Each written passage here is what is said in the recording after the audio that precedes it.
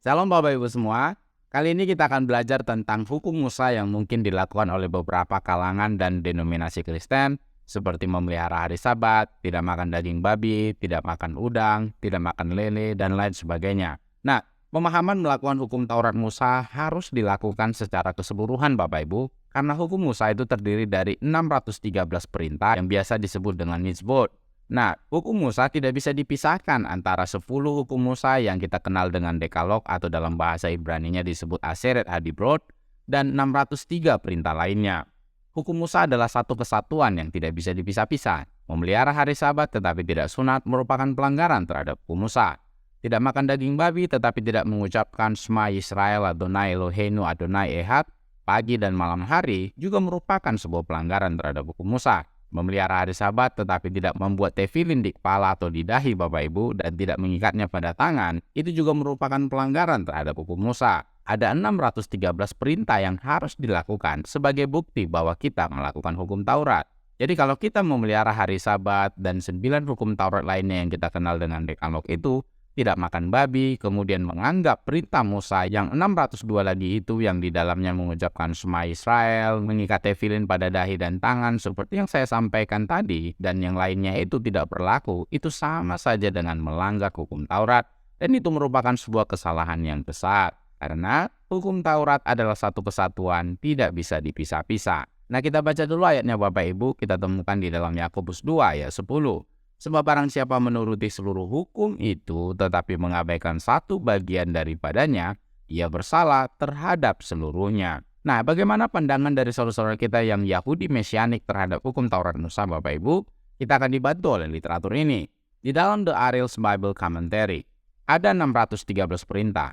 Seseorang yang dimaksud dalam ayat ini terlihat berhasil mempertahankan 612 tetapi melanggar salah satunya. Dengan melanggar salah satu perintah, orang itu dipandang oleh Tuhan sebagai orang yang bersalah atas semuanya.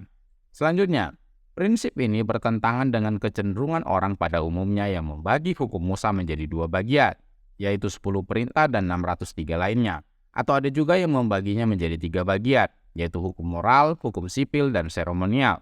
Hukum Musa adalah satu kesatuan dan semuanya berlaku. Jadi Bapak Ibu, hukum Musa tidak bisa dipisah-pisah. Nah, mari kita lihat beberapa bagian dari 613 perintah yang disebut dengan mitzvot itu Bapak Ibu. Saya tidak munculkan semua, tetapi ini adalah bagian dari yang saya sebutkan sebelumnya. Di situ ada sunat, membuat sisik di sudut atau di ujung pakaian, itu terdapat di dalam Bilangan 15 ayat 38. Mengikat tefilin di kepala, itu di dalam Ulangan 6 ayat 8. Dan mengikat tefilin di lengan, itu di Ulangan 6 ayat 8 juga. Nah, Bapak Ibu yang memelihara hari Sabat tetapi tidak membuat sisik di ujung sudut pakaian Bapak Ibu itu sama dengan melanggar hukum Musa. Anda memang mungkin tidak makan daging babi tetapi tidak mengikat tefilin di dahi atau di kepala Anda, itu sama juga dengan melanggar hukum Musa.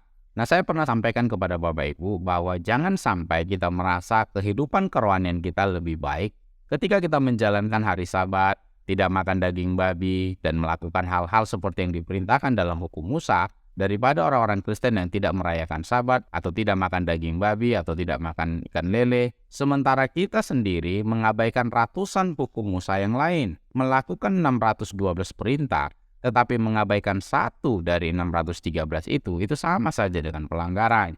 Nah, kita lihat lagi literatur Yahudi Mesianik yang lain Bapak Ibu. Di dalam The Messianic Bible Study Collection, untuk memiliki pemahaman yang jelas tentang hukum Musa dan hubungannya dengan orang percaya, baik Yahudi maupun non-Yahudi, perlu untuk melihatnya sebagaimana kitab suci melihatnya. Hukum Taurat adalah satu unit yang tidak dapat dibagi menjadi bagian-bagian yang telah selesai dan bagian yang belum selesai. Perintah-perintah tertentu juga tidak dapat dipisahkan dengan memberinya status yang berbeda dari perintah-perintah lainnya. Jadi sudah jelas Bapak Ibu, dan sudah belajar. Melakukan hukum Musa artinya harus melakukan semua 613 perintah atau mitzvot tersebut. Dan kita katakan 10 hukum Taurat yang kita sebut dengan Dekalog itu berlaku sampai sekarang. Sementara 603 perintah yang lain itu tidak berlaku. Karena hukum Musa adalah hukum yang tidak bisa dibagi menjadi hukum moral atau hukum sipil dan hukum seremonial.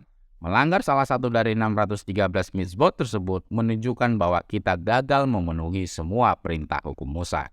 Nah, Bapak Ibu yang mau tetap mengikuti hukum Musa, saya memotivasi Anda untuk tetap melakukan semua hukum itu, yaitu 613, yang diperintahkan di dalam kitab Musa. Jangan hanya melakukan beberapa bagian dari hukum Musa itu Bapak Ibu, lantas kita mengatakan bahwa kita lebih alkitabiah daripada yang lain. Jangan hanya karena memelihara hari Sabat saja, jangan hanya karena tidak makan daging babi saja, tidak makan kerang, tidak makan lele, langsung membuat kita merasa lebih baik dan lebih alkitabiah dari orang-orang Kristen yang tidak memelihara Sabat. Sementara di sisi lain, tidak memakai tzitzit, tidak pakai tefilin, tidak bersunat, tidak mengucapkan Shema Yisrael pagi hari dan malam hari.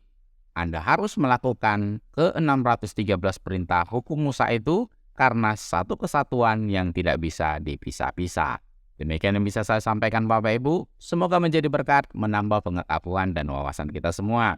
Saya yakin saudara-saudara yang memelihara hari Sabat, yang tidak makan daging babi dan tidak makan kerang dan tidak makan ikan lele, atau yang mau mengikuti hukum Musa, Anda tidak akan lebih Yahudi dari orang Yahudi Mesianik sendiri Bapak Ibu. Dan saya mengasihi Bapak Ibu semua, dan itulah gunanya channel ini Bapak Ibu, supaya kita sama-sama belajar bukan berdasarkan ajaran atau doktrin denominasi tertentu, tetapi melihat dan memahami Alkitab seperti apa yang dipahami dan dilihat oleh para penulis Alkitab itu sendiri. Jika Anda terberkati dengan konten-konten edukasi dalam channel ini, mari dukung terus channel ini Bapak Ibu, supaya tetap eksis dan mengedukasi banyak orang.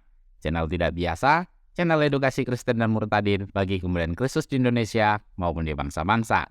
Jangan benarkan yang biasa, tapi biasakanlah yang benar.